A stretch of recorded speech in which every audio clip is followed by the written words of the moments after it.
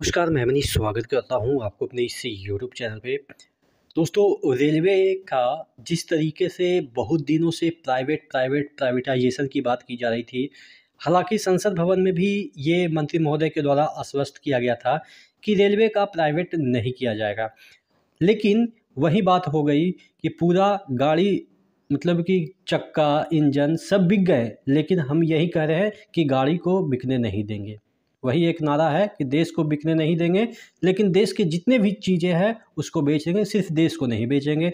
वही चीज़ें यहाँ पे आपको सार्थक नज़र आती हुई दिख रही है रेलवे के पॉइंट ऑफ व्यू से कि हम रेलवे को तो प्राइवेट नहीं करेंगे, लेकिन चक्का तक का भी हम प्राइवेट कर देंगे, सिर्फ रेलवे को हम प्राइवेट नहीं करेंगे।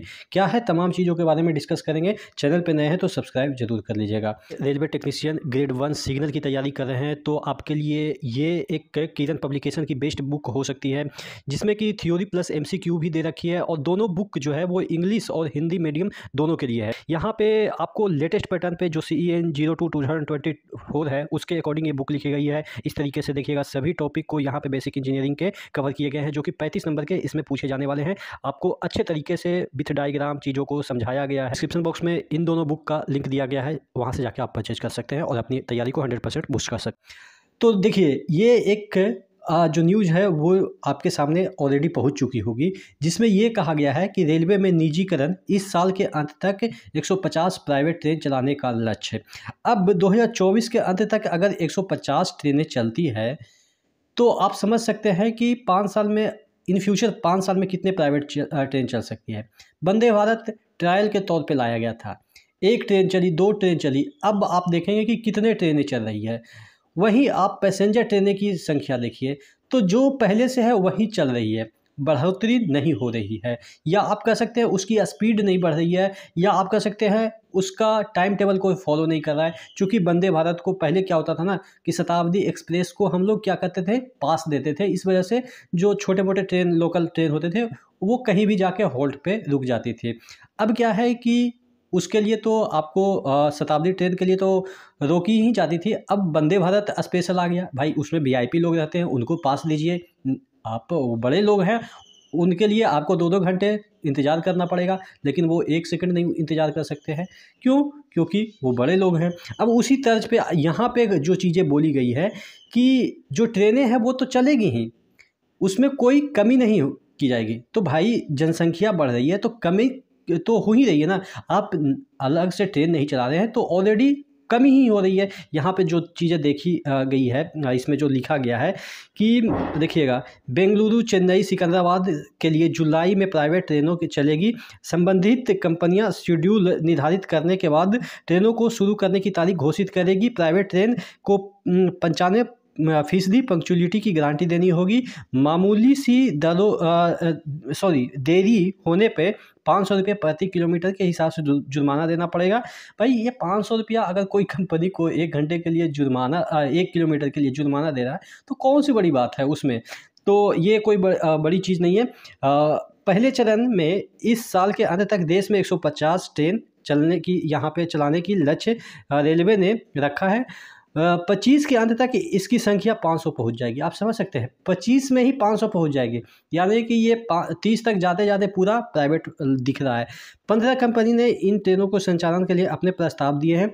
उसमें से जहां पे अलॉटमेंट किए जाएंगे, वर्तमान में रेल मंत्रालय देश भर के 64 मंडलों में इंफ्रास्ट्रक्चर डेवलपमेंट का काम कर रहा है।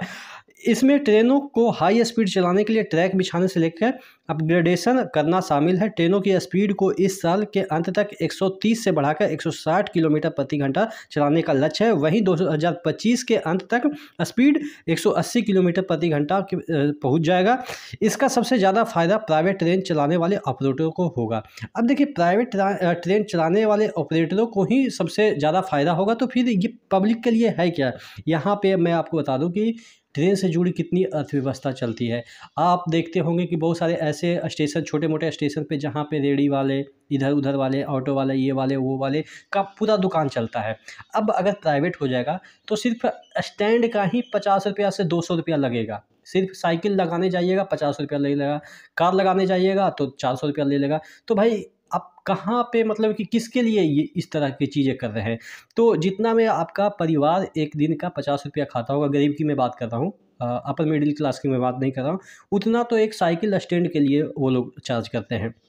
और उसके बाद बहुत सारे भिखारी होंगे, ये सब वो सबका भी पेट भरता है, वो सबको तो पैसे पहले ही लात मार के बाहर कर दिया जाएगा। इवन जो किसी की वजह पैसे नहीं होते हैं, वो विदाउट टिकट चले जाते हैं लोकल ट्रेन में, 2-2 घंटा 4-4 घंटा इंतज़ार करके, भाई पैसे नहीं है तो मजबूरी में जाते हैं, उनका क्या हाल होगा। तो ये सब जो चीज़ें हैं वो मतलब कि सोचनीय स्थिति है कि क्या होने वाला इन फ्यूचर। आप देखेंगे कि इसमें ये कहा जा रहा है कि रेलवे यहाँ पे रेल की भूमिका कम नहीं होगी। सिर्फ ये ऐसा बात मतलब कि गोल-मटोल करेंगे। देखिए इसमें दे रखा है, रेल मंत्रालय अपनी ट्रेनों के संचालन वर्तमान की तरह जारी रखेगा। प्राइवेट ट्रेनों के लिए सरकारी गार्ड लोको पायलट रेलवे ही रहेंगे। यानी कि अब आपको सिर्फ और सिर्फ जो जितने भी रिक्रूटमेंट होंगे वो तो हालाँकि सरकारी ही करेगा, लेकिन अब उसमें भी क्या है ना कि वो प्राइवेट वाले अपने अकॉर्डिंग काम करें।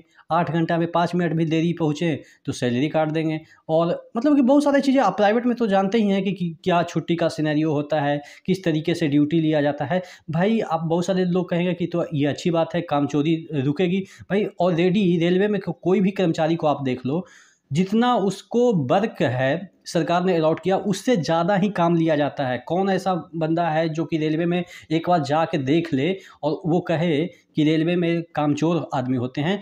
पहले हुआ करता था, मैं मानता हूँ, लेकिन अब जब से वैष्णवी सर आए हैं, एक बंदा का अगर 8 घंटा ड्यूटी है ना, तो उससे 12 घंटा ड्यूटी लिया जा रहा है और पैसे 8 घंटे के दिए जा रहे हैं। बहुत सारे कहेंगे तो इसका कंप्लेन क्यों नहीं करते हैं? तो भाई कंप्लेन किससे करोगे? अपने हायर अथॉरिटी से करोगे ना।